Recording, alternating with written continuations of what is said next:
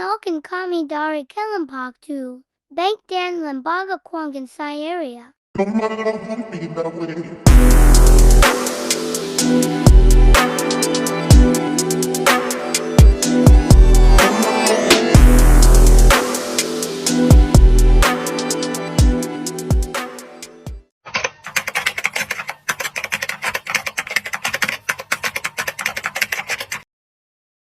Kok ada orang ini malah ninggalin kita sih?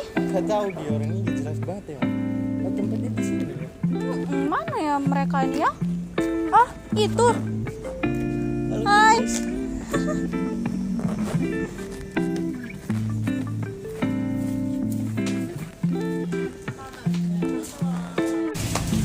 Hai. Halo guys.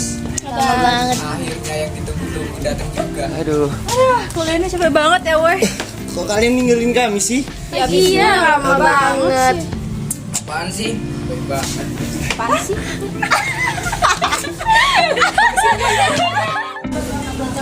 Baru datang udah dipesenin makanan aja, baik banget kalian ya. Iya, baik banget loh kamu orang ini. Kurang baik apa coba? Cuman pengertian gitu dong. Yoi. Tau gak sih, kan kemarin tuh kita belajar bank ini kan, lembaga keuangan syariah yang tentang aset keuangan. Gue tuh agak ngangong gitu loh. Nah iya sama. Aset keuangan tuh apa? Ada yang tau nggak? Pipi kasih tahu. Aset keuangan tuh ya, seingat gue yang kemarin gue belajar tuh kalau dari IFRS itu yang bisa dinyatain setara sama nilai uang tunai.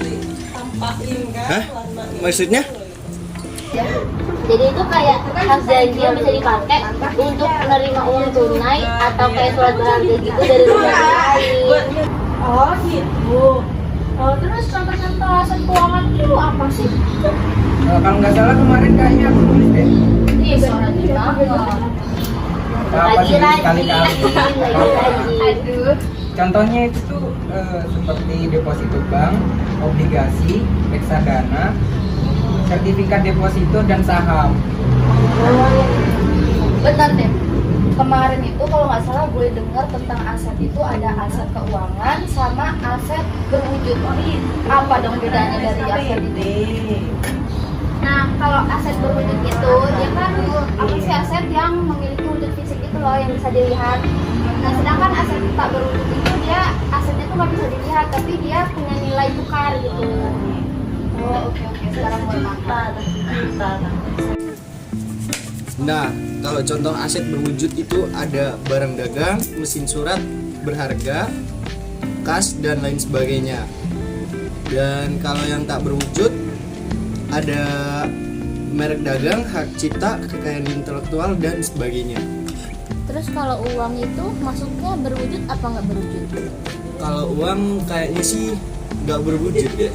Berwujud tahu kan uang buat transaksi. Yang benar kamu. Tapi masuk akal sih. Iya tahu, kan Bener masuk kan? akal. Uang kayak lembaran gitu kan buat kalau buat transaksi pembayaran juga kan ada wujudnya. Iya. Oh, berarti segala sesuatu yang nyata itu berarti itu aset berwujud gitu ya? Iya. Iya, betul. Iya enggak deh. Iya. Terus Iya, kalau iya. uang itu ada klasifikasinya nggak sih uang tuh? Nah, ada. Oh iya ada. Coba pegang.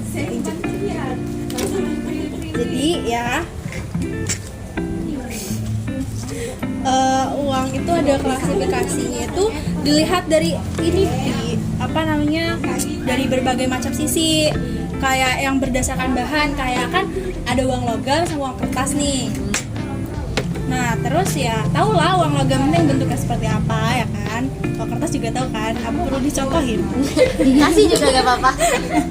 Terus yang kedua itu ada berdasarkan nilainya.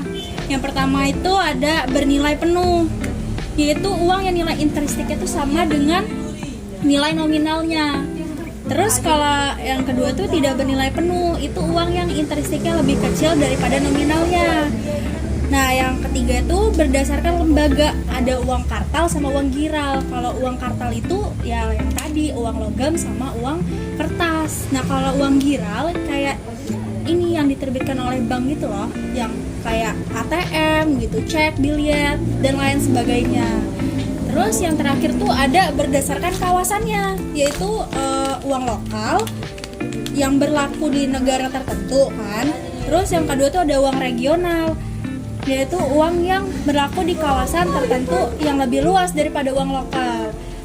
Yang terakhir tuh ada uang internasional, yaitu merupakan uang yang berlaku antar negara. Nah, itu klasifikasi uang. Lumayan banyak ya. Iya. Berarti kalau rupiah sama ringgit itu masuknya ke dalam uang apa ya? Ya maksudnya uang lokal. Minta tisu sih. Loh, kenapa masuk uang lokal? Karena uang lokal itu yang berlaku di suatu negara tertentu. Kan tapi ya uang itu kan ada fungsinya pasti kan. Fungsinya apa sih? Bentar deh, aku kayaknya masih punya PPT-nya. Nih, fungsi uang itu secara garis besar ada dua. Yang pertama, fungsi asli uang, terus yang kedua, fungsi turunan dari uang itu sendiri. Fungsi asli uang itu, dari uang itu juga terbagi jadi 3 kategori. Yang pertama, fungsi uang itu sebagai alat tukar yang sah. Yang kedua, fungsinya itu sebagai satuan hitung. Dan yang terakhir, fungsi asli uang ini adalah sebagai alat penyimpanan nilai. Terus yang kedua tadi, fungsi turunan uang. Fungsi turunan uang ini juga dibagi lagi menjadi 5. Yang pertama itu turunan uang yang pertama. Terus ada sebagai alat pemindahan kekayaan. Ada lagi sebagai alat untuk pendorong kegiatan ekonomi. Itu tadi, itu semua dari fungsi uang itu. Oh, jadi gitu. Nah, jadi kalau pemindahan kekayaan itu dia yang kayak gimana? Itu tuh ya, kayak ini loh, misalnya kita punya rumah di Bandung, terus kita mau pindah ke Lampung, terus kita jual rumah kita yang di Bandung, terus itu kan nanti jadi uang nih. Uangnya ini kita pakai buat beli harta lagi di Lampung, tempat kita yang baru. Itu namanya pemindahan kekayaan.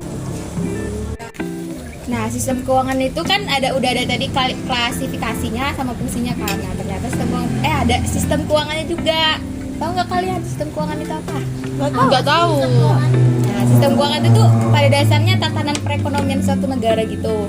Nah, kalau di Indonesia ini ada 2. Ini prinsipnya tuh, yang pertama ada sistem perbankan sama sistem lembaga keuangan bukan bank. Nah, kalau yang sistem perbankan ini dia dapat menerima simpanan dari masyarakat gitu. Tapi kalau kayak lembaga keuangan bukan bank ini dia nggak bisa, soalnya kan dia ini lembaga keuangan bukan bank, jadi dia nggak bisa nerima dana secara langsung dari masyarakat dalam bentuk gitu.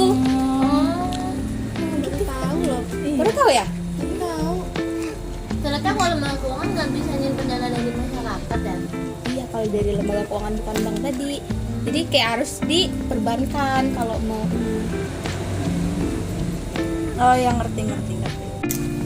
Nah, jadi tadi tuh kita ngomongin aset keuangan. Terus fungsi dari aset keuangan itu apa sih? Jadi, dalam perekonomian, aset keuangan memiliki 2 fungsi utama, yaitu sebagai media untuk intermediasi antara pihak yang membutuhkan dana dan pihak yang kelebihan dana, dan sebagai media untuk membagi resiko aset. Jadi itulah tadi fungsi utama uang. Masa sih bukan Fungsi utama aset keuangan. Kan tadi nanya aset keuangan. Nggak kerasa kita di sini udah sore juga ya. Terus jadi kesimpulannya dari materi kita tadi itu apa? Jadi kan tadi itu kita udah ngebahas aset keuangan nih. Nah, Ya. aset keuangan itu hak janji yang bisa digunakan untuk menerima uang tunai atau aset berharga lainnya yang diterbitkan dari sebuah lembaga dengan berbagai syarat dan ketentuan. Terus aset keuangan ini ada aset berwujud dan tidak berwujud. Nah, aset berwujud itu yang memiliki wujud fisik, sedangkan aset tidak berwujud itu tidak memiliki wujud fisik. Nah, terus kita juga tadi ngebahas tentang uang. Nah, uang itu tuh ada klasifikasi uang. Klasifikasi uang itu kan tadi tuh udah dijelasin juga kan, dapat dilihat dari berbagai sisi. Yaitu ada berdasarkan bahan, berdasarkan nilai, berdasarkan lembaga, dan berdasarkan kawasan. Terus uang itu juga memiliki fungsi uang. Nah, fungsi uang itu ada fungsi asli uang sama fungsi turunan uang. Nah, yang terakhir, uang itu tuh mempunyai sistem keuangan juga. Jadi sistem keuangan itu pada dasarnya adalah tantangan dalam perekonomian suatu negara yang memiliki peranan terutama dalam menyediakan fasilitas jasa-jasa di bidang keuangan oleh lembaga-lembaga keuangan penunjang lainnya, misalnya pasar uang dan pasar modal. Jadi dari bahasan materi-materi kita yang tadi itu sih kesimpulannya. Banyak juga ya yang dibahas kita sore ini. Iya. Tumben kan belajar. Jadi kalian udah ngerti belum? Kalau aku sih udah. Udah dong, udah di luar kepala. Nah, sip, mantap. Udah kan ini?